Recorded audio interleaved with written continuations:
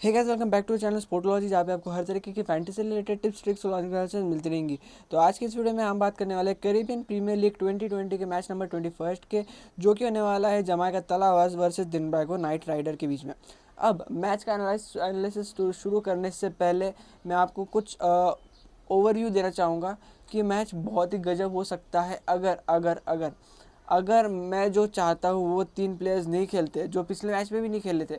अगर वो नहीं खेलते तो ये मैच बहुत ही सही हो सकता है, मुझे ऐसा लगता है। देखते हैं मैं आगे ऐसा क्यों बोल रहा हूँ, उसका रीज़न भी बताऊँगा। तो मैच टाइमिंग है 7:30 बजे। 7 बजे लाइनअप्स आ जाएंगी। मैच टाइमिंग है 7-7:30 बजे शाम में, 7:30 बजे इंडियन स्टैंडर्ड टाइम के हिसाब से। और 7 बजे आ जाएंगी लाइनअप्स। तो final team, final update, final lineup सारी चीज़ें आएंगी टेलीग्राम चैनल पे। लिंक नीचे डिस्क्रिप्शन में है, या फिर टेलीग्राम पे जाके अगर आप स्पोर्टोलॉजी सर्च करते हो तो भी पहुंच जाओगे हमारे टेलीग्राम चैनल पे। सबसे इम्पोर्टेंट चीज़, की ऑब्जर्वेशंस याद से अभी बोल रहा हूँ, याद से पढ़ लेना की ऑब्जर्वेशंस।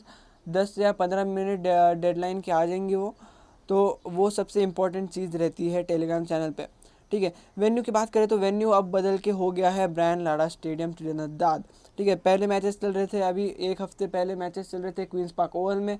कल का जो परसों का लास्ट मैच हुआ था वो भी क्वींस पार्क ओवल में हुआ था, पर अब मैचेस शिफ्ट हो गए ब्रायन लारा स्टेडियम त्रिनिदाद में। अब ये चीज़ क्यों इंपॉर्टेंट है? पहली चीज़, एवरेज स्कोर 160 से 150 से 160 मिलता है। दूसरी चीज़, अब यहाँ पे एक हफ्ते बाद मैचेस हो रहे हो टोटल, मतलब एक हफ्ते पहले एक हफ्ता बीच में क्वींस पार्क ओवल में मैचेस हो रहे थे। अब एक हफ्ते बाद ब्रायन लारा स्टेडियम पे शिफ्ट हो गए हम लोग, जो कि जिससे कि क्या होगा, अब आपको फ्रेश पिच मिलेगी खेलने को। और अगर आपने नोटिस किए होंगे, ब्रायन लारा स्टेडियम के 10 मैचेस और क्वींस पार्क ओवल के 10 मैचेस, तो ज़मीन आसमान का डिफरेंस था पिच का। तो देखो, मैं क्या बोल रहा था कि क्वींस पार्क ओवल जितनी ख़राब पिच नहीं दिखेगी, मुझे ऐसा लगता है। मतलब क्वींस पार्क ओवल में, मतलब जो पिछला मैच अगर आपने नोटिस किया होगा, तो 92 रन्स चेज नहीं हो पाए बारबाडोस टाइटंस से। एक ऐसी लीग जहाँ पे आप इंटरनेशनल प्लेयर्स खिला रहे हो और उसमें 92 रन्स चेज नहीं हो रहे, मतलब वो भी 20 ओवर के मैच में, पूरे 20 ओवर्स के मैच में। मतलब क्या क्या ही कह सकते हैं। तो मुझे लगता है कि ग्राउंड्समैन अभी ये ध्यान देंगे कि पिच फ्रेश हो और बैटिंग पिच हो, ज़्यादा अगर आपको सिक्सेस और फोर्स देखने को मिले। ठीक है, और मुझे लगता है कि हाई स्कोरिंग मैच आपको देखने को मिल सकता है। तो पिच की बात करें, special observation, batting second usually matches जीतते हैं। दूसरी चीज़, equally supports pacers and spinners, और पेसर्स में ज़्यादातर जो आपको वेरिएशन करते हुए दिखेंगे। बट अब यहाँ पे ना, क्वींस पार्क ओवल में मैं हमेशा बोलता था कि आउटराइट पेसर्स को मदद नहीं मिल रही है और उनको विकेट्स भी नहीं मिलेंगे। और मैंने एक एग्जांपल भी दिया था, वो है स्कॉट कगलिन का। अगर आपने लास्ट मैच नोटिस किया होगा, तो केसरिक विलियम को 2 विकेट मिले, पर स्कॉट कगलन को एक भी विकेट नहीं मिली। बट अब मैं कहता हूँ कि आउटराइट पेसर्स है, जैसे स्कॉट कगलन हो गए, उनको भी अब विकेट्स मिल सकती है। ओशन थॉमस, स्कॉट कगलन, ये आउटराइट पेसर्स है, ये वेरिएशन ज़्यादा करते नहीं है। पर अब ब्रायन लारा स्टेडियम में फ्रेश पिच रहेगी तो उनको भी सपोर्ट करेगी पिच और उनको भी विकेट्स मिल सकते हैं। याद रखना ये। ठीक है, क्वींस पार्क ओवल स्टेडियम जितनी स्पिनर्स को आउटराइटली मिलेगी नहीं हेल्प। आप अगर देख रहे होंगे तो कल, मतलब पिछले जो मैचेस हुए उसमें लोग स्पिनर्स को कैप्टन वाइस कैप्टन भी लेके आ रहे हैं। बट मुझे नहीं लगता अब ये ज़्यादा हेल्प करेगा, क्योंकि स्पिनर्स को इतनी हेल्प नहीं मिलेगी जितनी क्वींस पार्क ओवल में मिल रही थी। और फर्स्ट मैच है एक हफ्ते बाद, तो फ्रेश पिच रहेगी, तो आपको रन्स एक्सपेक्टेड है। स्पेशल ट्रेंड की बात करें तो फर्स्ट इनिंग में कम विकेट्स गिरते हैं as compare to second inning. ये मैं हमेशा से कहता हूँ। अब ये चीज़ आपको कहाँ हेल्प करेगी? ये चीज़ हेल्प करेगी आपको बल्लेबाजी के बॉलिंग लीग में, जिसमें आपको 5 बॉलर्स चूज़ करने रहते हैं। और उन 5 बॉलर्स को उनके विकेट्स, रनआउट्स और फील्डिंग के पॉइंट्स मिलते हैं। कैचेज, रनआउट्स और विकेट्स के पॉइंट मिलते हैं। तो उस जगह पे आपको क्या करना है कि आपको जो फर्स्ट इनिंग में जो बॉलर्स है उनको पिक करना है, उनको ज़्यादा पिक करना है as compare to second innings. और कैप्टन आपका जो रहना चाहिए वो फर्स्ट इनिंग का बॉलर होना चाहिए। फन प्रेडिक्शन की बात करें तो ये हमारा नया सेक्शन है, जिसमें हम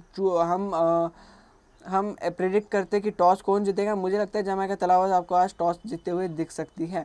पॉइंट्स टेबल की बात करें तो टीकेआर ने धुआं भर रखा है हर टीमों के सामने। फर्स्ट पोजीशन पे 6 मैचेस खेले, 6 के 6 जीती है। जबकि जमाइका तलावास ने भी 6 मैचेस खेले, फोर्थ पोजीशन पे 6 मैचेस खेले, 3 जीती है, 3 हारी है। और मुझे लगता है कि टीकेआर आज 7वां मैच खेल के 7वां मैच भी जीत सकती है। ठीक है, टीम एनालिसिस की बात करें तो पहले टोबागो नाइट राइडर्स की बात कर लेते हैं। प्रोबेबल 11 टोबागो नाइट राइडर्स का कुछ ये दिखेगा। अब पिछले मैच में कुछ मेन प्लेयर नहीं खेल रहे थे। पहला मेन प्लेयर सुनील नारायण, दूसरा दूसरा डीजे ब्रावो। अब ये यहाँ पे मैंने लिख दिया अभी, पर पिछले मैच में डीजे ब्रावो और सुनील नारायण दोनों नहीं खेले थे। डीजे ब्रावो की जगह खेले थे अकील हुसैन जो लेफ्ट आर्म ऑर्थोडॉक्स है, और बाकी सेम टीम खेली थी। तो अगर ये यहाँ से डीजे ब्रावो नारायण और आगे से रसल, हाँ रसल, आगे से रसल भी पिछले मैच में नहीं खेले थे। तो अगर ये तीनों प्लेयर आज भी नहीं खेलते हैं, जो कि उनका मतलब हाई चांस है कि ये तीनों ना खेले, तो ये मैच बहुत ही अच्छा हो सकता है। क्योंकि मैं आगे बताऊंगा क्यों मैं बता रहा हूँ, ठीक है। प्रोबेबल 11 देखो, त्रिनबैगो राइडर्स का वेबस्टर और लिंडन सिमर ओपनिंग करेंगे, मुनरो वन डाउन। सबसे इंपॉर्टेंट नाम आज कॉलिन मनरो, मैं आगे बताऊंगा क्यों, याद रखना इस नाम को, बहुत बार दिखेगा ये आपको ये नाम। Munro one down, two down Tim Seifert, फिर डैरन ब्रावो, पोलार्ड, डीजे यहाँ पे सॉरी अकील हुसैन है। अकील हुसैन बैटिंग भी कर लेते हैं अच्छी खासी, तो यह याद रखना। खैरी पेरी, फवाद अहमद, अली खान और सिकंदर रजा, ये आपको दिखेगी प्लेइंग 11। बेंच पे एडिसन फिलिप्स हो सकता है चांस मिले, पिछले सीज़न हर मैच में खेलते थे, इस सीज़न चांस नहीं मिला अभी तक।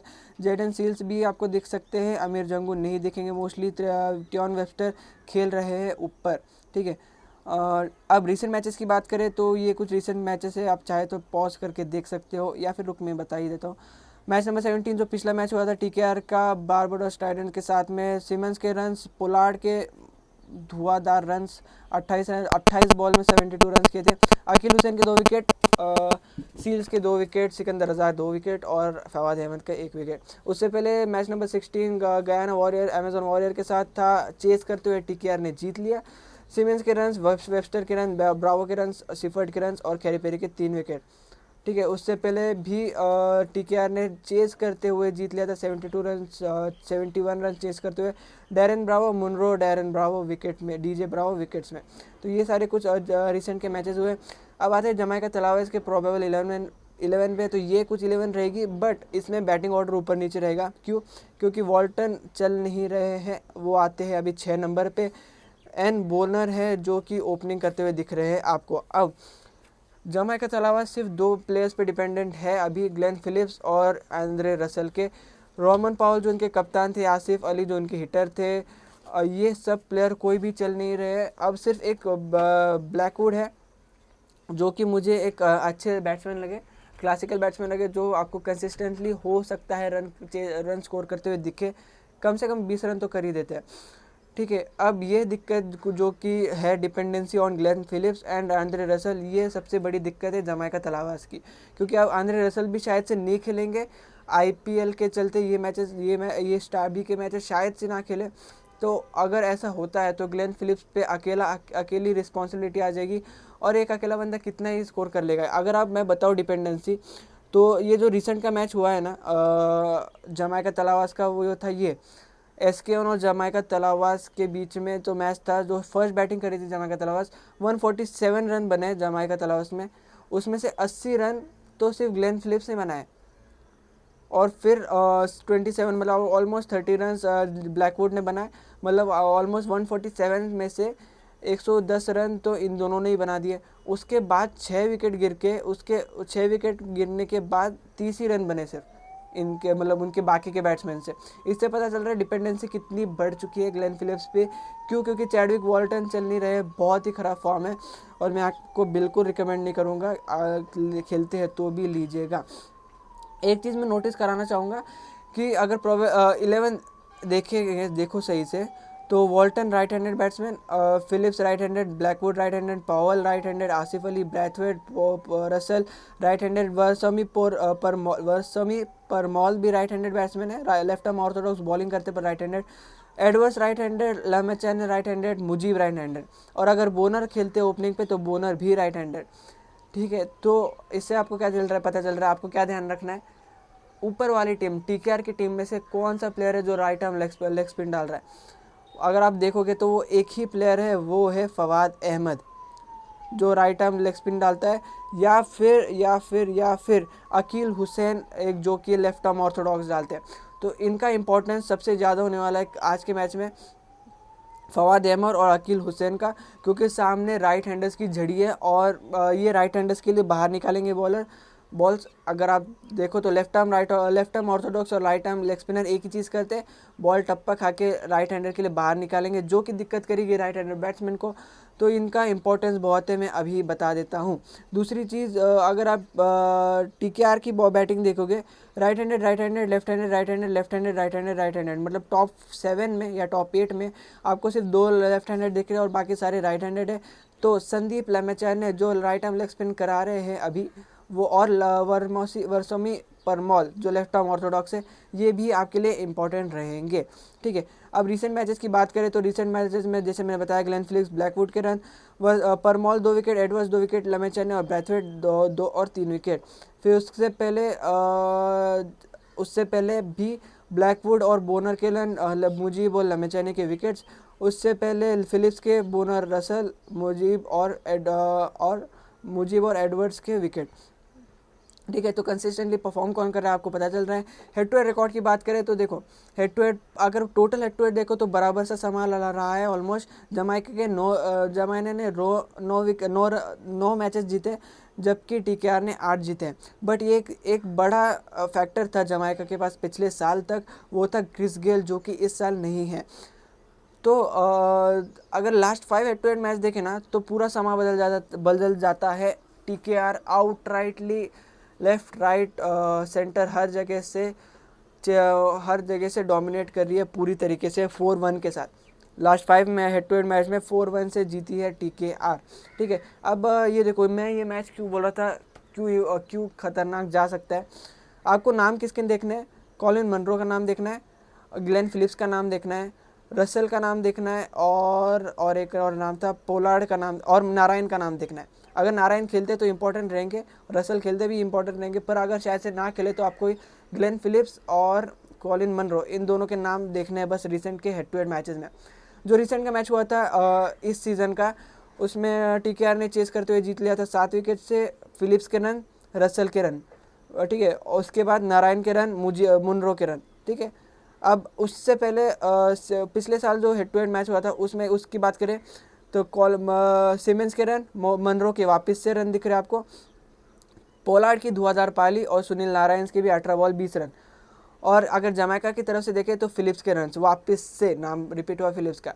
उससे पहले उसी पिछले सीजन एक और हेड टू हेड मैच हुआ था, उसमें नारायण के रन, पोलार्ड के वापस से पारी, सीमेंस के थोड़े बहुत रन, नारायण के वापस 2 विकेट और रसल के रन। उससे पहले 2018 का हेड टू हेड मैच देखे तो फिलिप्स के रन, मुनरो के रन वापस से, Darren Bravo, DJ Bravo addition हुए यहाँ पे, और DJ ब्रावो की विकेट्स भी।